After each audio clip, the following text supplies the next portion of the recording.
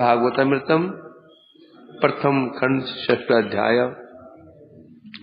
बड़ा ही रसमय प्रसंग है, अद्भुत।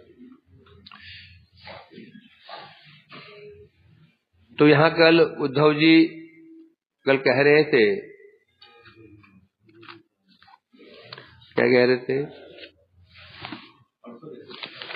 परसों कि विदुर जी जब कृष्ण ने मुझे ब्रज में भेजा, नारद जी कह रहे हैं, उद्धव जी नारद जी कह रहे हैं, हे नारद जी, मैं अपने आप को बड़ा धन्य अति धन्य मानता था मथुरा में रहते हुए। जब कृष्ण ने मेरे को भेजा ब्रज में है, तहरीव सम्यक प्रभुणा अनुकंपितम तस्य प्रसाद अतिशय आस्पदम तथा मत्वा। मैं सोचता था मथुरा में रहते हुए मुझे कितनी कृपा है कृष्ण की, मानता था। जब मुझे उन्होंने वहां भेजा, ब्रज में भेजा, तद दर्शने और वहां मैं गया, मैंने ब्रजवासियों के जो प्रेम को देखा, उनकी दशाओं को देखा, तब मैं समझने, तब मुझे विश्वास हुआ सम्यक, यदि मुझ पर सम्यक प्रभु अनुकंपितम, प्रभु की मुझ पर पूर्ण कृपा आज हुई है। क्या बता रहे? कृपा तो पहले थी, जो पूरी पूर्ण कृपा मुझे सम्यक मन होता है, पूर्ण रूप से कृपा आज मुझ पर हुई है। मैं समझा था, मुझे विश्वास हुआ था। क्यों अभी भी बता रहे हैं यहां पर, अभी भी प्रभु की कृपा को स्मरण करके स्वामानंद भराप्लुतो अभवम, अभी भी मैं उस कृपा का अनुभव करके आनंद सागर में निमग्न हो रहा हूं। तो इसका अनुवाद हो चुका था, इसका टीका चल रही थी।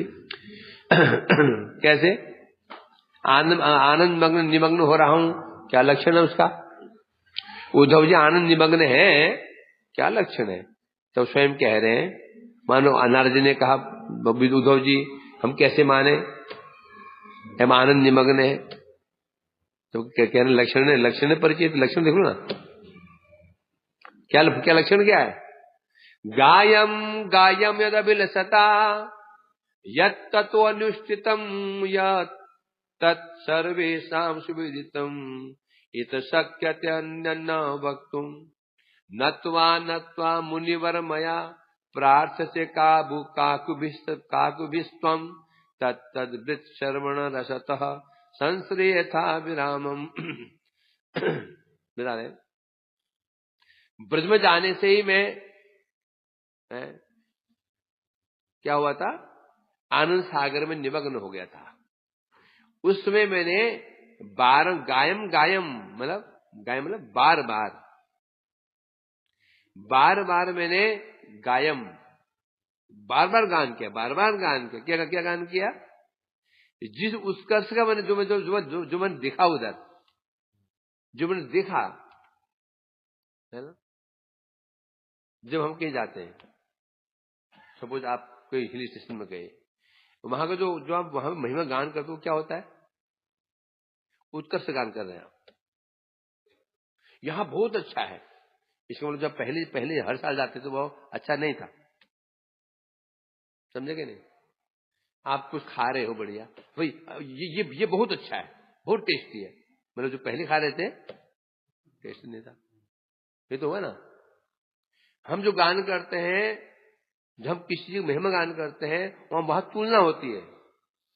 बिना तुलना किए आप किसी की महिमा गान कर ही नहीं सकते हो।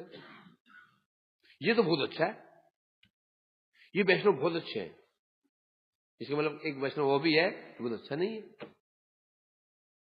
ये तो है ना। तो ये कह रहे हैं गायम गायम, बार बार जिस उत्कर्ष का मैंने गान किया था। और बड़ी बात क्या है? जब हम किसी वस्तु के उत्कर्ष का गान हम कब करते हैं? कब होता है? जब हमारी अभिलाषा हो, रसगुल्ले का गान वही करेगा जिसकी स्वयं खाने की अभिलाषा हो। ये तो होगा ना। गायम गायम ये तो अभिलषता, ये तो 3 चीजें होती हैं।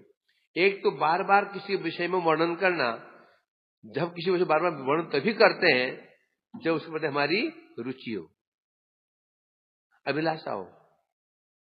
और अभिलाषा हो तो फिर क्या होता है, केवल गान करने से, अभिलाषा करने से काम नहीं होगा। ततो अनुष्ठितम, ततो अनुष्ठितम, अनुष्ठान। भक्ति है, भक्ति बहुत अच्छी है, भक्ति उत्तम, भगवान को भक्ति प्रिय है, भक्ति उत्तम वस्तु है।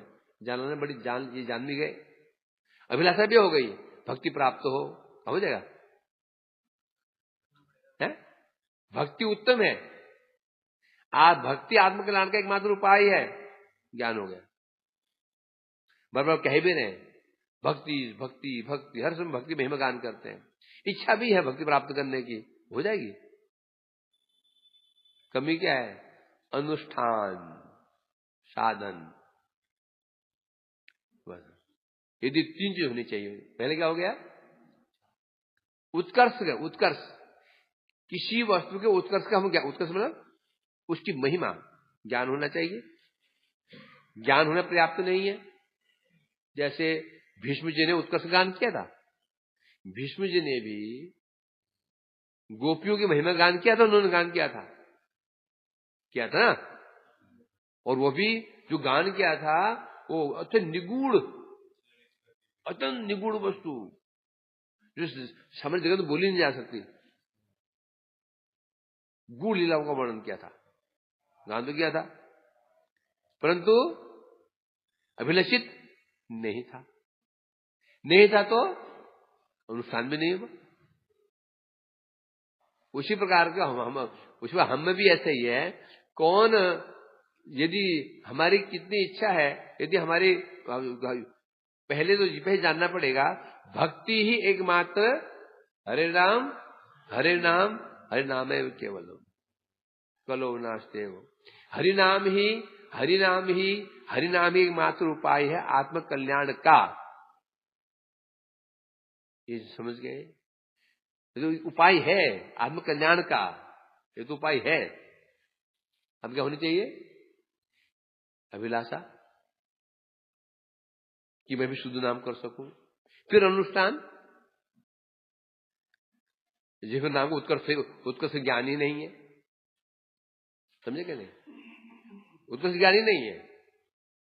और विशेष बात क्या है, नाम को उत्कर्ष ज्ञान से तो होता भी तो नहीं है। मैंने पूछा, भाई आज आपने कितनी माला की? जो मैं 4 घंटा माला करता रहा। तुमने क्या, मैं 4 घंटे सेवा करता रहा। अब जो बोल रहा हूं मैं इसको, एक घंटे का मैं 4 घंटा माला करता रहा, एक घंटे का मैं 4 घंटे सेवा करता रहा। लोग प्रशंसा किसी करेंगे?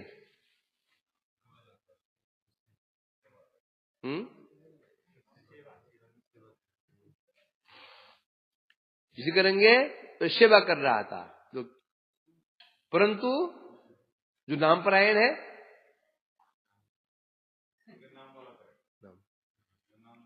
अब मेरा प्रश्न है, 4 घंटा नाम करना कठिन है, 4 घंटा सेवा करना कठिन है? क्योंकि सेवा में क्या है, एक्टिविटी है। भाई तुम रोटी बेल रहे हो, एक्शन हो रहा है, नींद नहीं आएगी, आलस्य नहीं आएगा, रुचि भी होती है। नाम में क्या है, वो एक्टिविटी नहीं है, माला घूम रही बस, हो गया, मुंह चल रहा है बस, कुछ नहीं है ना। जो 4 घंटे सेवा कर रहा है उसमें तो एक घंटा बैठ कर नाम कर, बस केवल 1 घंटा नाम कर पाएगा। इसलिए जो तो नाम परायण है वो समझ जाएगा नाम करना कितना कठिन है। 4 घंटे सेवा करना बहुत बड़ी कठिन, बहुत क्या, कोई कठिन नहीं है। क्या कठिन है, 7 घंटे कर सकता है, क्या कठिन है? भीड़ बात क्या है, सेवा का फल मिलने वाला है ना इसको। वाह क्या रसगुल्ले बने, अब नाम कर क्या मिलने वाला किसी को? उल्टा बोले बस सारे दिन माला लिया, माला करता रखा, तू माला ही करता रखा। ऐसा है कि नहीं है? ऐसा है नहीं है? जो नाम परायण है वही उसकी महिमा जान सकता है। मोस्टली जो जो जो कर्मी का है ना, जो है ना कर्मी प्रवृत्ति के व्यक्ति, कर्मी प्रवृत्ति के व्यक्ति, उसको सेवा अच्छी लगेगी। तो ना क्या क्यों बोला क्या हो गया, नाम ही तो किया इसने, क्या मेहनत की इसने, क्या मेहनत की इसने, हमें पसीने पसीने एक हो गए, हम पसीना खून पसीना एक कर दिया, ये बैठे नाम करता रहा। वो ये बोलेगा क्यों उसने नाम किया ही नहीं, तू एक नाम कर बस,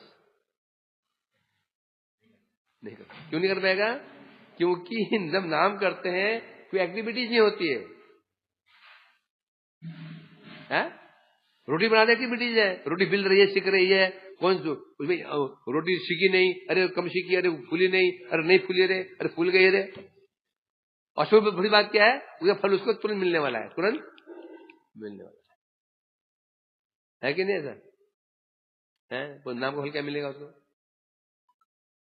इसलिए शिवा का मैं देखा इसको, शिवा का अभिमान तो आ सकता है, घमंड आ सकता है, कथा घमंड भी आ सकता है, मैं कथा वक्ता हूं, अच्छा वक्ता हूं, अच्छा रसोईया हूं, अहंकार आ सकता है, मैं अच्छा कीर्तनिया हूं, अर्चनीय हूं, परंतु मैं अच्छा नाम करने वाला हूं, ये अभिमान नहीं है। बोले क्यों? वो तुम मानेगा नहीं भाई, क्या करते हो? मैं कुछ नहीं करता, बस मैं बस 8 घंटे नाम करता हूं, बस। क्या बोलेगा? क्या बोलेगा? बस नाम करते हो, बस तुम 8 घंटा सेवा करते हो, 8 घंटा सेवा,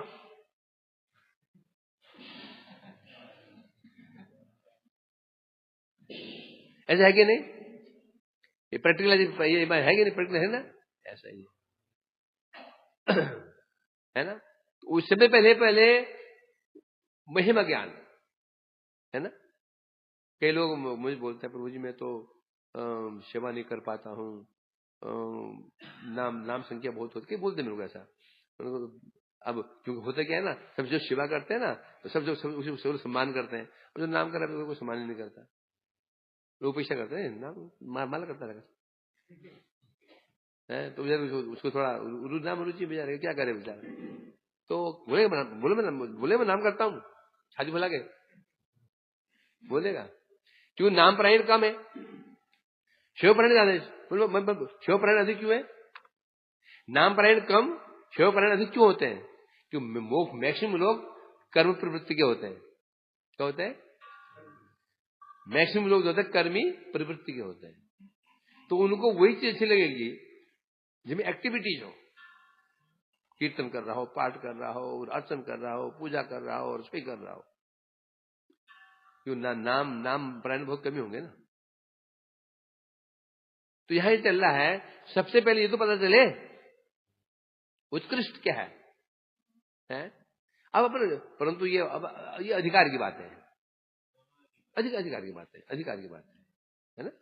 अब जो शिव प्रवृत्ति है वो शिवा से मानेगा, नाम परंतु ये तो निश्चित है, अहंकार आएगा तो ये बस, अहंकार आएगा तो मैक्सिमम जो नाम कर रहा है ना वो मर से चला जाएगा, ये कर सकता है। यहाँ नाम नहीं हो पाएगा, तो जा सकता है, कुटिया बना के रह सकता है, ये कर सकता है वो। अहंकार क्यों नहीं आएगा? कोई पूछने वाला नहीं है ना, बस आप नाम ही करते हैं सारा दिन, शिवम नहीं करते। वो सम्मान को करता है, तू करता है सम्मान का? तो बोलते हैं ना, जो तीनों नाम करता हूं बोलते हैं, रोज सम्मान करते उसका। वो बोले मैं 3 घंटा 8 घंटा सेवा करता हूं, क्या होगा उसका? वो बताओ, ऑटोमेटिक लोग उसका सम्मान करेंगे, ऑटोमेटिक करेंगे, समझे क्या नहीं? और तिला नाम कर तो बोल रहा है, बोलने पर भी करता भी है ना, तो नहीं मानेंगे उसको, इक्के दुक्के लोग मानेंगे, बस इक्के दुक्के मानेंगे उसको, जो नाम की उत्कृष्टता जानते हैं, मोस्टली नहीं जानते, कि मोस्टली जीव की प्रवृत्ति कैसे होती है? कर्म प्रवृत्ति, उसी कर्म प्रवृत्ति होती है।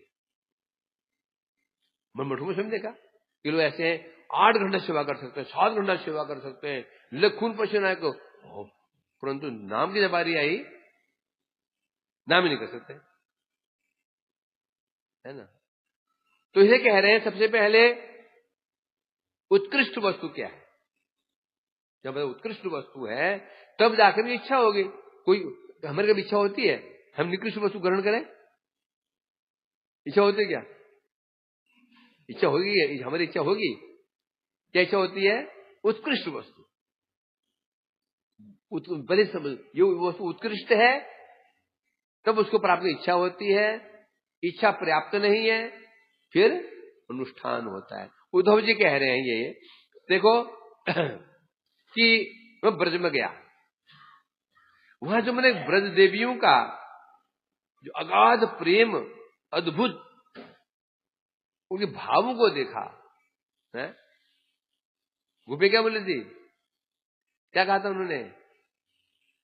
कृष्ण यदि वहीं खुश हैं, मां आगात कदापि, वहीं पर है, मां आगात कदापि, या कभी ना आए, वहीं रहे। स्वयं मर रही है, विरह में तड़प रही है। क्या बोले? यदि कृष्ण को वही सुख मिलता हो, मां आगात, नहीं आगात, या कभी ना आए। उद्धव भी हिल गए। उद्धव सोच रहे थे शायद ये कृष्ण के विरह में रो रहे होंगे, बोलेंगे उद्धव जी कृष्ण को भेज देना। उद्धव समझे होंगे मुझे, उद्धव जी आप तो सुना कृष्ण के मंत्री हैं, मित्र भी हैं, उनको भेज देना। वो भी क्या बोले? क्या सुनोगे? हाँ, स्वल्पापी रुचि क्षत्रिय एवं, यदि यहाँ आकर के उनके आनंद को थोड़ी भी हानि होती है, कह रहे हैं कृष्ण यहाँ आ जाए, उनके आनंद में कितनी भी क्षति हो जाती है, मागात ना आए, वहीं पर ही रहे। इस भाव को देख करके तब उसे पता चला उद्धव जी को उत्कृष्ट वस्तु क्या है।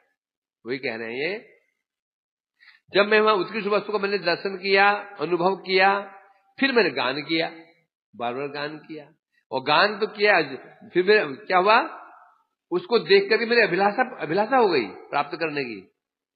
ये भाव मुझे कैसे प्राप्त हो? फिर मैंने आचरण, जैसे मैंने आचरण किया, वो सब जानते हैं, बोलते इसको सब जानते हैं, अर्थात सर्वेशाम सुविदितम तत् सर्वेशाम, जिस वस्तु को मैंने बार बार गान किया, जो मेरी अभिलाषा थी, जो मैंने अनुष्ठान किया, आचरण किया, तत् सर्वेशाम सुविदितम, उसे यहां कह रहे हैं, यहां पर जो बैठे हैं ये सब भली भांति जानते हैं। उद्धव जी कह रहे हैं अतः शक्यते अन्यत् न वक्तुम, अन्य न वक्तुम, ये बता रहे हैं, मैं इसलिए कह रहे हैं यहां पर, इसलिए इससे अधिक बोलने का सामर्थ्य मुझ में न शक्य, मैं समर्थ नहीं हूं, बोलने में समर्थ ही नहीं हूं। अधिक क्या बोलूं मैं? अतः हे मुनिवर, नत्वा मुनिवर मया प्रार्थ से काकु भीष्म तत्तद्वृत्त श्रवण रसत संसेता विरामम। अतः हे मुनि नारद जी, मैं बार बार प्रणाम करता हूं, बार बार प्रणाम करता हूं, काकु भी। कैसे प्रणाम करता हूं? काकु जी विनती करता हूं। काकु विनती क्या होता है? बार बार हाथ जोड़ना, ऐसे मत कीजिए, ऐसी काकु जी विनती है, गिड़गिड़ाते में, मैं गिड़गिड़ाते हुए आपसे प्रार्थना करता हूं। क्या प्रार्थना करता हूं? तद वृत्त श्रवण रसतः संसित विरामम। आप जो सुनना चाहते हैं, आप, है ना, क्या सुनना चाहते हैं? गोपी को महिमा सुनना चाहते हैं, है ना। तो आप उस वृत्तांत को श्रवण करने का जो आपका आग्रह है, संशय यथा विरामम, उस आप जो आग्रह है उसको आप परित्याग कर दो। जो आप सुनना चाहते हैं, जो आपकी लालसा है उसको आप विराम दे दो। वो सुनने की इच्छा मत करो, आप सुनने की इच्छा मत करो, परित्याग कर दो इच्छा को। क्यों बोला? बोलते हैं टीका में, ब्रज में जाने मात्र से ही आनंद निमग्न होकर के, जब मैं ब्रज में जाने मात्र, अभी गोपियों दर्शन में नहीं हुआ था, जैसे ब्रज में मात्र गया, मात्र जाने मात्र से ही एक स्वाभाविक आनंद सागर में निमग्न हो गया। फिर जब ब्रज गोपियों का दर्शन किया, पहले उद्धव जी कहां गए थे? पहले नंद महल में गए थे। नंद महाराज जी को और यशोमैया, इनको जो वृद्ध थे उनको समझा रहे थे। क्या समझाया? अरे महाराज, नंद महाराज आप क्यों चिंता करते हैं, अब भाग्यवान है। अरे कृष्ण है ना साक्षात परब्रह्म में। सोचा कि इनका रोना बंद हो जाएगा, और भी हवा और भी जोर से रोना शुरू कर दिया। तो अब क्या हो गया? अरे कृष्ण बालक नहीं है, भगवान है। सुनते ही उन्होंने और भी जोर से रोना शुरू कर दिया। क्यों रो रहे? तुम स्वयं तो कह रहे हो भगवान है, भगवान हमारे पास में आए, हम उनकी सेवा ही नहीं कर पाए। यदि किसी भगवान है तो हमारे और भी ये लज्जा की बात है। भगवान हमारे पास में आए और हमको कोई सेवा ही नहीं कर पाए। कभी कान पकड़ दिया, कभी थप्पड़ मार दिया, कभी डांट दिया, बांध दिया। ये तब तो हम तो और भी दुर्भागे हैं। अब क्या करें? अब क्या बोलेंगे? पर भगवान नहीं बोलेंगे तो भी रोएंगे वो। मेरा पुत्र है, भगवान है क्या तो रो रहे हैं वो। बोलते हैं मत रो, अपराध है, क्योंकि जो भगवान के रो रहा हो तो उसको रोको मत, और रो। भगवान के लिए रोना ही चाहिए। कौन बोला ये? वित्रासुर। संबंध सत्वान विरह्य कांच। कीर्तन करते रो ना, कांजिते 16 कोश धाम जानो भव को ले। क्या कह रहे हैं? कौन कह रहे हैं? कितने से? हाँ, वो दिन कब आएगा? मैं कांजिते 16 कोश धाम उभय को ले। जानवी गंगा जी के तट पर रोते रोते मैं उपनुम में भ्रमण करूंगा। रोते रोते, इसका मतलब रोना ही प्रयोजन है। रोना ही प्रयोजन है। अब रो बोलते हैं, नहीं रो बोलते हैं तो अपराध हो जाता है। रो बोलते हैं तो तुम सांत्वना कैसे देंगे? अरे मत रोइए, बहुत अपराध होता है। और रोइए तो क्या हुआ? फिर ये भी गड़बड़ है। तो सांत्वना देना कहां हुआ? ये उद्धव जी समझ नहीं पाए। वो सोच रहे थे बृहस्पति का शिष्य हूं मैं, गंवार है, बेवकूफ को स्मरण किन दिन लगती है? बेवकूफ ने स्मरण किन दिन लगती है? क्षण में समझ। अब बुद्धिमान को समझना मुश्किल पड़ता है। तो गांव के है क्या है, 2 बातें बोलूंगा, 2 लॉजिक दूंगा, युक्ति दूंगा, चुप हो जाएंगे। अब सोचो क्या उद्धव क्या स्थिति है? रो बोलते हैं तो ठीक नहीं है, नहीं वो तो ठीक नहीं है, कान पकड़ लिया, निकले वहां से, निकल गया। यह मेरे बस का काम नहीं है। जब वहां पहुंचे, ब्रज गोपियों के पास पहुंचे हैं, ये कह रहे हैं यहां पर, जब मैंने उन गोपियों को प्रणाम करके मैंने ये गान, जब गोपियों की महिमा वहां पहुंची, गोपियों जो स्थिति देखी, स्पेशली राधा जी की स्थिति देखी, तो कह रहे हैं तब मैंने वहां पर एक श्लोक, एक गान किया था। क्या? एता परम तनुबितो भुवि गोप मध्वो ये शाम गोविंदे वात्मने रूढ़ भावा यदवांचति भवभयो मुनयो वनंच किम ब्रह्म जन्म भी अनंत कथा रसस्य। वहां पर उद्धव जी ने कहा था, क्या कहा था? एता परम तनुबितो भूय गोबोध। भूय मतलब इस संसार में तनुभिताम, जितने देहधारी हैं, इस संसार में जितने देहधारी मनुष्य जीव हैं, परम गोपबद्धो, जितने देहधारी संसार में जीव हैं, मनुष्य हैं, जीव हैं, जितने इस ब्रह्मांड में कह रहे हैं, उनमें परम यदि कोई सर्वश्रेष्ठ है, कौन है? गोपबधू। बोला क्यों? गोविंद देव आत्मनि अखिल रूढ़ भावा। जो परम ब्रह्म परमात्मा कृष्ण है, उनके बाद जिनका क्या है? रूढ़ भाव। भाव, महाभाव, रूढ़। रूढ़ तो बोल दिया वास्तव में, ये सब गोपियों कह रहे हैं। वैसे भी अधिरूढ़, फिर मोद, मादन। मादन आख्य महाराजा जी का है। यद वांछति भाव भूय मुने वंच, जिसे प्राप्त कौन प्राप्त करना चाहता है? भव्यो, भय से, संसार भय से भयभीत मुनि वृंद, वयम च, हम भी जिसे प्राप्त करना चाहते हैं, उस कृष्ण के प्रति जो इनका जो रूढ़ भाव है, तो हमारा हम भी जो प्राप्त करना चाहते हैं, मिला नहीं है कि ब्रह्म जन्म भी अंध कथा नहीं। तो ब्रह्मा का जन्म भी प्राप्त हो जाए, ब्रह्मा का जन्म भी प्राप्त हो जाए तो क्या महत्व उसका? तो यहां ये कह रहे हैं यहां पर,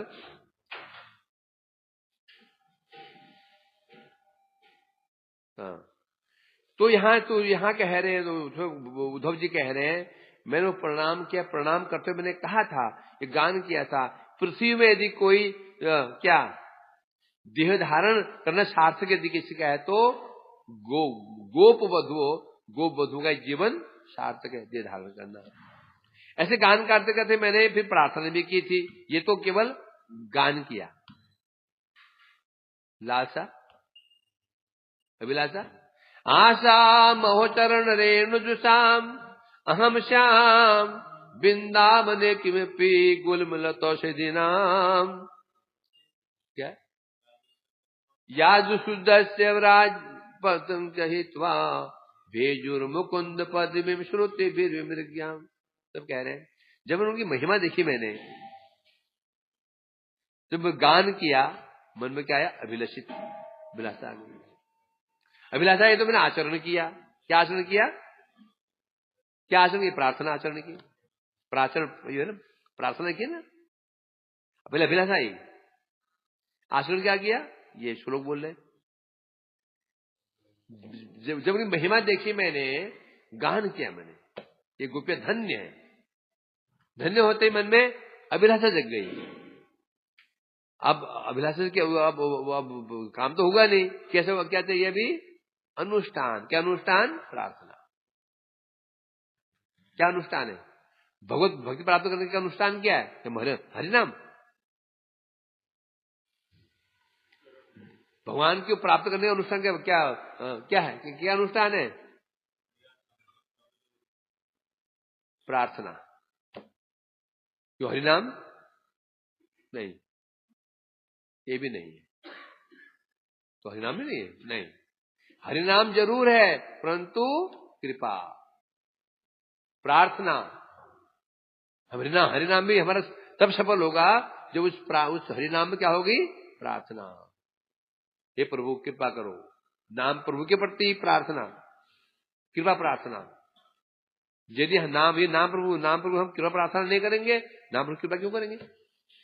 किसी नाम हो, धाम हो, भक्ति हो, क्या क्या क्या प्रार्थना करेंगे? हे भक्ति देवी कृपा करो, हे नाम प्रभु कृपा करो, हे धाम प्रभु कृपा करो, हे गुरुदेव कृपा करो, हे वैष्णव।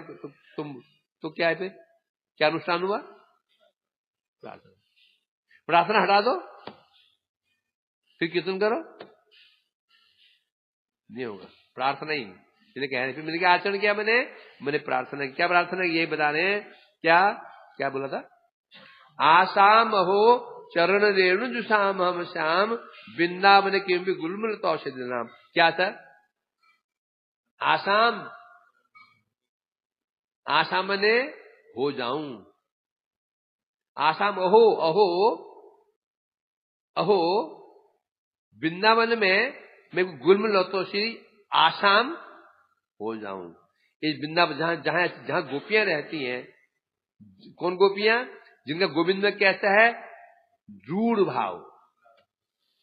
जिनका कृष्ण के प्रति रूढ़ भाव है, ऐसी गोपियां जिस वृंदावन में रहती हैं, जिस मार्ग से आती और जाती हैं, मार्ग के किनारे किनारे तो क्या बन जाऊं? गुल्म लतौषधि नाम आसाम, आसाम में बन जाऊं।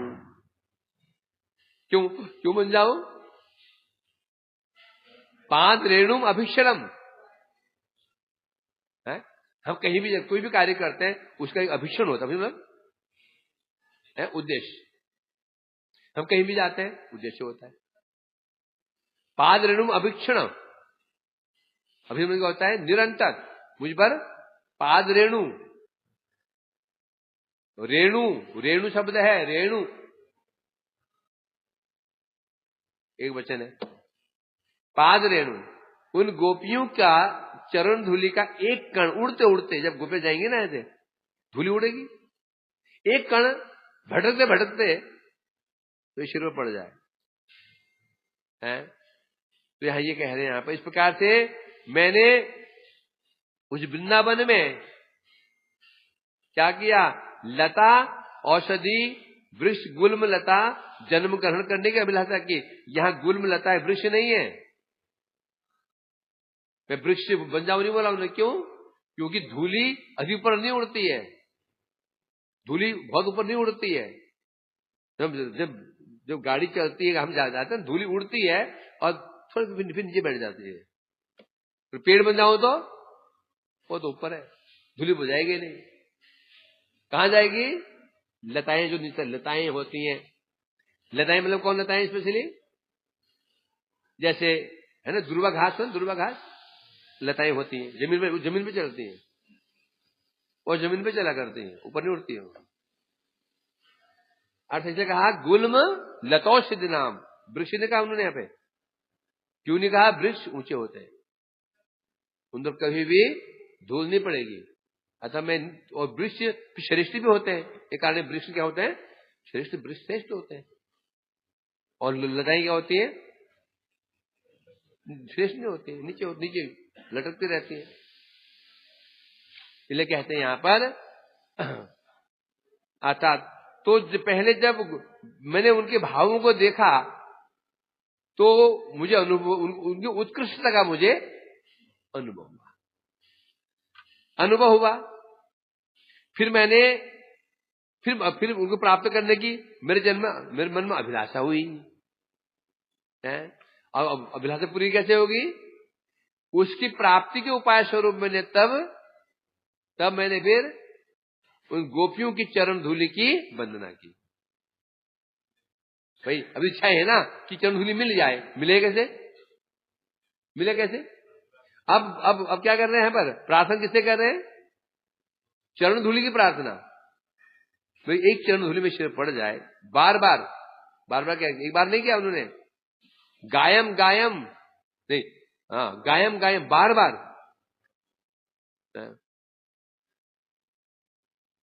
इस प्रकार गोपियों के वैशिष्ट जो उद्धव जी कह रहे हैं, मेरे गोपियों के वैशिष्ट के विषय में जो गान किया था और गोपियों के चरण धूलि प्राप्त करने की जो अभिलाषा की थी, और उस धूलि प्राप्त करने के लिए जो मैंने उनकी वंदना प्रार्थना की थी, गोपी प्रार्थना की थी, उसे सभी को भली भांति ज्ञात है, सब उसको भली भांति जानते हैं, उसे भली भांति जानते हैं, उद्धव जी कह रहे हैं। अतएव मेरी तुलना में राधिका आदि गोपियां भगवान की अधिक, अच्छा जो आप पहले कहा ना, उद्धव जी नारद जी के भावों को जान गए थे। उद्धव जी क्या आप ठीक है ना, उद्धव जी नारद जी हृदय भावों को जान गए थे। क्या वो नारद जी का हृदय का भाव क्या था? भगवान के कृपा पात्रों का निर्धारण, भगवान का नहीं। उद्धव जी इंगितज्ञ का है ना, कौन थे वो? इंगितज्ञ, इंगित से समझ सकते हैं कि कौन किस कोटि का है। नारद जी के भावों को देख करके ही उद्धव जी इतने चतुर हैं, इतने बुद्धिमान हैं, और समझ गए कि इनके हृदय में क्या है, और समझ गए इनके हृदय में क्या है। भगवान के जो अनुग्रह के पात्र हैं, उनका कौन श्रेष्ठ है, उधर ये उसका ये निर्धारण करने की चेष्टा कर रहे हैं, तो इसलिए तब उनको गोपियों की याद आई, तब है ना। उदाहरण स्वरूप प्रसाद पा रहे हो, है ना। अभी पड़ोस में कोई तो एक ब्रदर बैठा है, उसे तुम मांगे भाई थोड़ा सा एक रसगुल्ला और दे दो, तो याद किसकी आएगी? एक वैष्णव की आएगी जो रसगुल्ला बहुत प्यार प्रिय हो, जिसको आएगी ना। तो बहुत प्रिय व्यक्ति था, जैसे उन्होंने रसगुल्ले की बात की, पराठे की बात की, तो क्या होगा? सुनते ही किसी याद आ जाएगी? उसकी याद आ जाएगी। तो जैसे यहां पर नारद जी के हृदय में क्या भाव था, भगवान के कृपा पात्रों में श्रेष्ठ कौन है, जैसे समझ गए, उन्हें याद किसकी आ गई?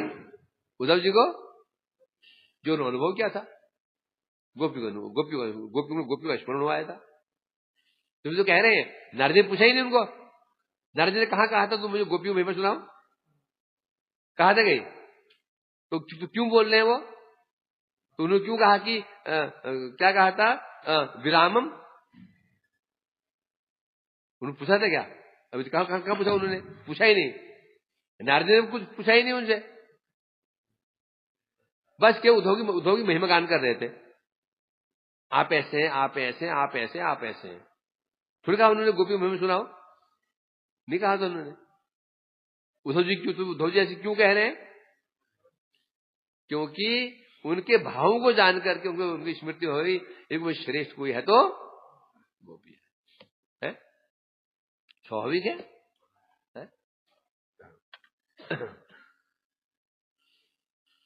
तो इसलिए कह रहे हैं यहां पर, तो वह कह रहे हैं, अतः हे नारद जी, मेरी तुलना में राधिका आदि गोपियां भगवान की अधिक कृपा पात्री हैं। और ये केवल गुण सिद्धांत ही नहीं है, एक होता है गुण सिद्धांत, जी कोई नहीं जानता।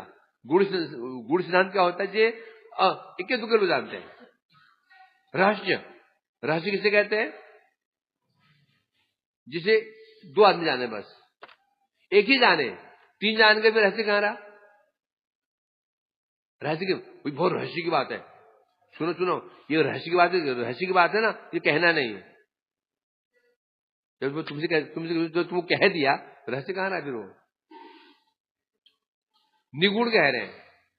ये जो सिद्धांत है बता रहे हैं, ये निगुण सिद्धांत ही नहीं है, बल्कि सुप्रसिद्ध है। ये निगुण होता है भाई कोई जानते हैं, तो उसकी महिमा अधिक नहीं है।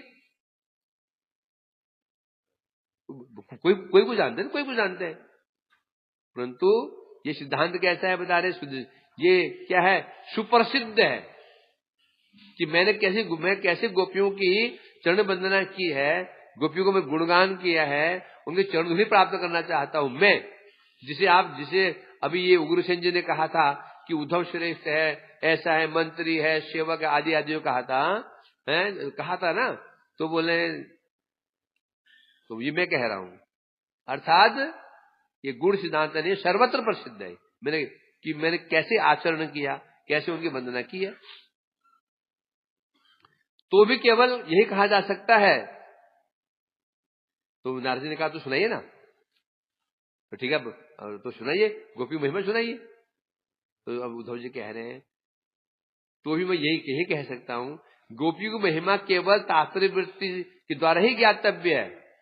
गोपी की महिमा यदि आप कहो नारद जी, उद्धव जी विस्तार से कहिए, बोलते, परंतु विस्तार की महिमा यहां पर नहीं कही जा सकती। इंगित मतलब इशारे से समझने योग्य है, इशारे से आपको समझना होगा, क्योंकि इशारे से ही मैं इंगित दे रहा हूं, इंगित दूंगा, आप समझ लेना चाहिए। बोला क्यों? विस्तार से क्यों नहीं? क्योंकि इसी स्थान पर जहां बैठे हुए हैं, यहां पर विस्तार से कहने में मैं असमर्थ हूं, अतः आप इसको सुनने की उत्सुकता का परित्याग कर दें। बोलो क्यों? कहने में क्या समस्या है यहां पर? बोलो ना, सब सुनने वाले हैं, सब कह रहे हैं क्योंकि पहली बात, गोपियों की महात्मा को श्रवण करने से जो महिषियां हैं, सत्यभामा आदि, उनको दुख हो सकता है। वहां सत्यभामा बैठी हुई है, वहां रुक्मिणी बैठी हुई है, रुक्मिणी नहीं होगा, बैठी हुई रानियां, जब गोपी महिमा मैं गान करूंगा यहाँ पर, उनके अंदर क्या हो जाएगा? उन्हें दुख हो सकता है, तो उनमें शौत्य भाव आ सकता है, दहा आ सकता है, अर्थात उनके अंदर गोपियों पर प्रतिद्वंदी क्या क्या भाव आ सकता है? प्रतिद्वंदी क्या भाएगा? प्रतिद्वंदी का भाव आ सकता है, उनके आ जाएगा। और आने से इसलिए मैं डर के मारे उनकी महिमा यहां गान नहीं कर सकता हूं, कहूंगा कुछ ना कुछ गड़बड़ हो जाएगा। यदि वो अच्छा 15 मिनट है, मैं तो डर ही गया था। अच्छा 10 मिनट है, आज सुबह का है 6:30 ना। अच्छा तो इसलिए यहां मैं नहीं कह सकता, क्योंकि यहां पर सत्यभामा आदि महिष्य भी हैं, उनको दुख हो सकता है, इसलिए यहां ना बोलना ही कर्तव्य। अथवा ये तो गोपियों के लिए हुआ, उनके महिषियों के लिए हुआ। और दूसरी बात, अब उन्हें पीड़ा हो, नारद जी ने कहा उन्हें पीड़ा हो, उन्हें कष्ट होने तुम्हें क्या मतलब? चलो ठीक है छोड़ दिया, परंतु समस्या क्या है? समस्या मेरी भी तो है, उद्धव जी की समस्या मेरी भी है, वो समस्या तो है ही है। क्या समस्या है? जब मैं उनके महात्म्य कीर्तन करूंगा उस समय स्वयं मेरे हृदय में पीड़ा उत्पन्न हो सकती है, भगवान के प्रति जो मेरा भाव और विरह और बढ़ जाएगा। उनका तो हो ही हो, तो ठीक है उनको छोड़ता हूं मैं, है? परंतु जब मैं वर्णन करूंगा उन भावों को वर्णन होते होते धीरे धीरे मेरे हृदय में भी विरह पीड़ा बढ़ जाएगी, फिर मुझे भी शोक होगा, मुझे भी कष्ट होगा। अतः मैं इससे अधिक कुछ भी नहीं कह सकता। अतः यदि कहो, वहां तो उद्धव जी कह रहे, नारद जी यदि आप ये कहें, नारद जी माने कहे तो उद्धव जी यदि आप ये वृत्तांत को श्रवण कराएंगे, बोलेंगे, इससे ये सिद्ध हो जाएगा भगवान के सर्वश्रेष्ठ कृपा पात्र कौन है, ये तो सिद्ध हो जाएगा। फिर है ये उचित भी है, ये तो अच्छा ही है। ये तो अब गोपी महिमा को आप नहीं चाहते गोपी महिमा जगत प्रसिद्ध हो? मेरा उद्देश्य क्या है? कौन की श्रेष्ठ कृपा पात्र है सिद्ध करना, आप बोलो उसको, है? और जब आपकी तो गोपी आपके भी तो आराध्य है, आप पूज्य तो आपके भी हैं, तो आप नहीं चाहोगे कि उनकी महिमा जगत प्रसिद्ध हो जाए? इसलिए आप वृत्तांत को कहिए, तब कह रहे यहां पर। इसलिए मैं उसमें प्रवृत्त हुआ हूं कि सर्वश्रेष्ठ कृपा पात्र कौन है, इसको सिद्ध करने के लिए। अतः वृत्तांत कहिए जिससे मैं साबित होकर कह सकूं गोपियां सर्वश्रेष्ठ है। उत्तर में कह रहे मुनिवर, मैं आपके चरणों में नत्वा नात्वा काकु भी त्वम है प्रार्थ से, मैं बार बार आपके चरणों को पकड़ करके गिड़गिड़ाते हुए प्रार्थना करता हूं। क्या? तद्वृत्त श्रवण रसतः, जो आपको जब आपके अंदर रस है ना, रस वो सुनने के आप जो रस उत्पन्न हुआ है, उस वृत्तांत को सुनने के आप जो रस जो इच्छा उत्पन्न हो रही है, प्रार्थना करता हूं संश्रेयता, जो अर्थात कृपा करके आप उसको परित्याग कीजिए, विराम दे दीजिए, छोड़ दीजिए। अर्थात ब्रजवासियों की कथा को श्रवण करने में आपका रस है ना, तो क्या है? श्रवण रस। क्या श्रवण रस? ब्रजवासियों की जो कथा है वो श्रवण करने में आपका जो रस बने, लांपट, लोभ, रस में लोभ, ब्रजवासियों महिमा सुनने का जो लोभ उत्पन्न हो गया, ये लोभ उत्पन्न हो गया है, उसका विराम दीजिए। अन्यथा यहां कोई भी अनर्थ हो सकता है, अन्यथा विशेष अनर्थ की संभावना है। अनर्थ छोटा मोटा नहीं होगा, विशेष होगा, कुछ भी हो सकता है? कृष्ण वैसे भी विरह में तड़प रहे, कहीं मुख्य मानमून हो गया तो हम को कृष्ण क्या करेंगे? इसलिए आप शांत रहिए। श्री परीक्षित उवाच, परीक्षित जी कह रहे हैं,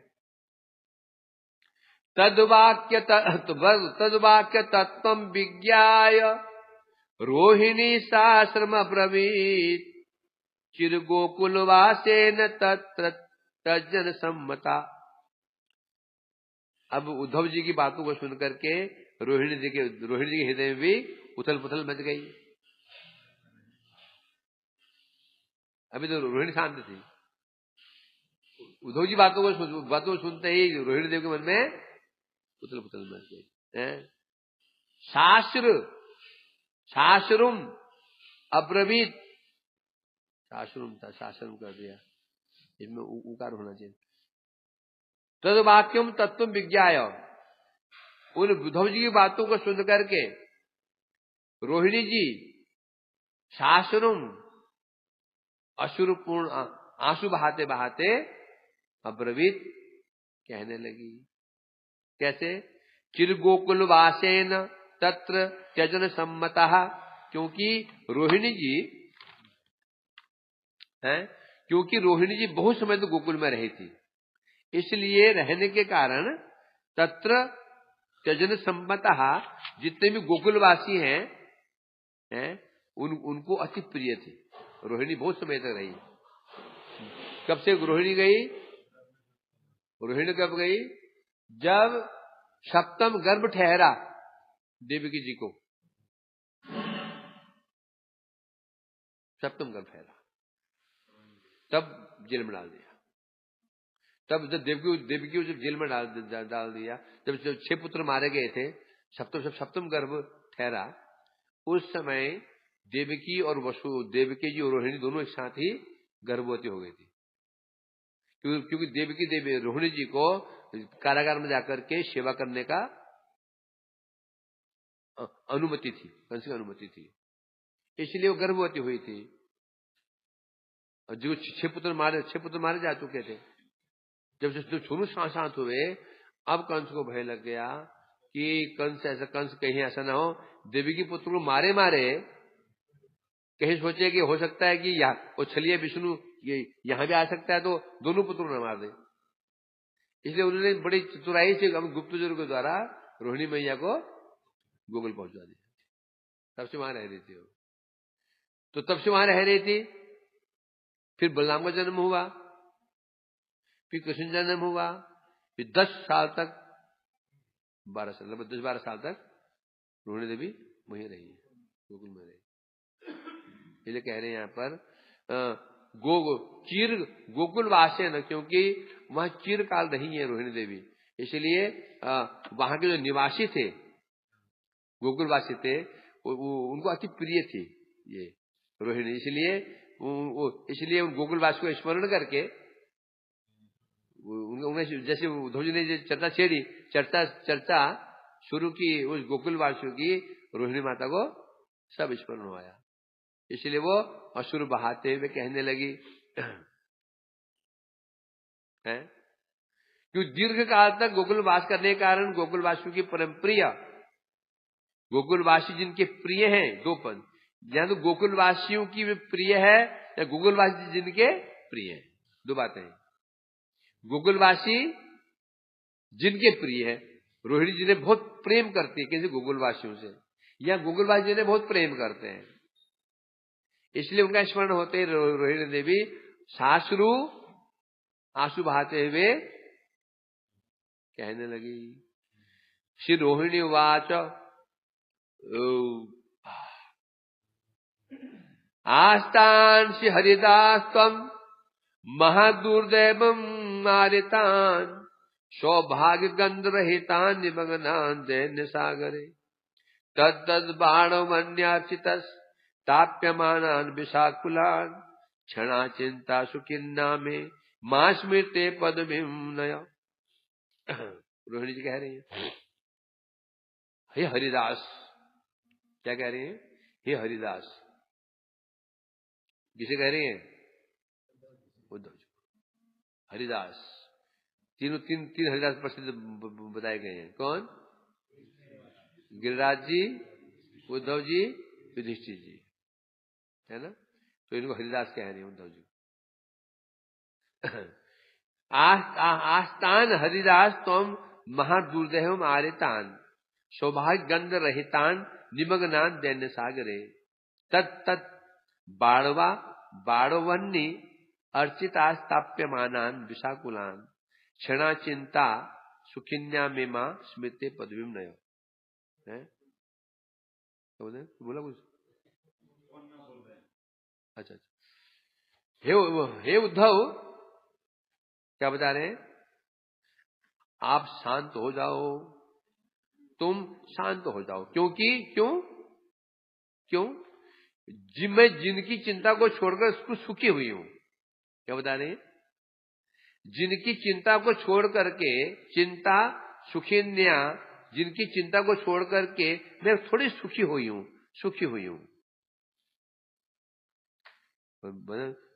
रोहिणी जी क्या सुखी हो रही है? उनको है क्या उनकी चिंता छोड़ के सुखी कैसे हो रही है? तब बता रहे हैं महादुर्दैव मारिताम, महादुर्भाग्य के द्वारा मारे गए हैं। जो क्या बता रहे हैं? और मारे गए दुर्दैव मारितान, महादुर्दैव तो मारे गए, सौभाग्य गंध रहितान, सौभाग्य गंध से रहित, दैन्य निमग्नान दैन्य सागरे निमग्न, तद्दत बाड़वावन्य अर्चिता है। बड़वानल, बड़वानल क्या होता है?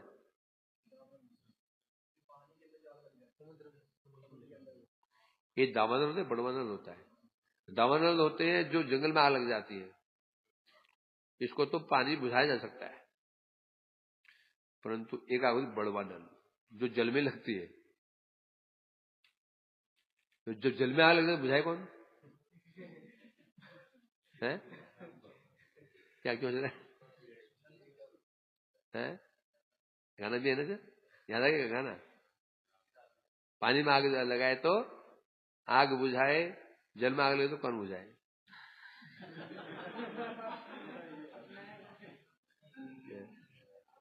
तो कह रहे जंगल में आग लग जाए, बारिश से वो बुझ जाए। अब जब समुद्र में आग लग रही हो उसमें आग कैसे कहां लगती है? गंभीर समुद्र के नीचे है ना, समुद्र ऊपर जितना शांत दिखता है अंदर शांत नहीं होता।